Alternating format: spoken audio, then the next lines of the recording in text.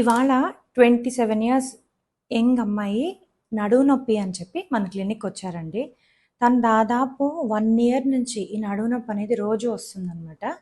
ఆ నడుము నొప్పికి తను నిద్ర పట్టకపోయేసరికి రోజు అసిక్లోఫెనాకో, డైక్లోఫెనాకో ఇలా నొప్పుల మాత్రలు వేసుకొని పెయిన్ తగ్గించుకొని నిద్రపోవటం అలవాటు చేసుకుందనమాట. సో వాళ్ళ మదర్ తీసుకొచ్చారనమాట ఇవాళ మన క్లినిక్కి. సో పేషెంట్ అంతా ఎగ్జామిన్ చేసిన తర్వాత అంతా నార్మల్గానే ఉంది, కానీ వెన్నపూస దగ్గర మాత్రం ఒక్క పాయింట్లో సివియర్ టెండర్నెస్, అంటే ఎక్కువ ఒత్తినప్పుడు కొంచెం ఎక్కువ పెయిన్ అనిపించిందండి. సరే అని స్కాన్కి పంపిస్తే స్కాన్ రిపోర్ట్ చూసి నేనైతే కొంచెం షాక్ అయ్యానండి. ఎందుకు అంటే స్కాన్లో ఈ పేషెంట్ స్పైనల్ టీబీతో సఫర్ అవుతున్నట్టు రిపోర్ట్ వచ్చింది. అంటే ఏంటి అంటే టీబీ క్షయవ్యాధి ఏదైతే ఉంటుందో అది వెన్నపూసకున్న ఎముకల్ని మధ్యలో ఉన్న స్పైనల్ కార్డ్ని కొంచెం అటాక్ చేసి ఆ అమ్మాయికి అట్లా పెయిన్తో ప్రెజెంట్ అయింది.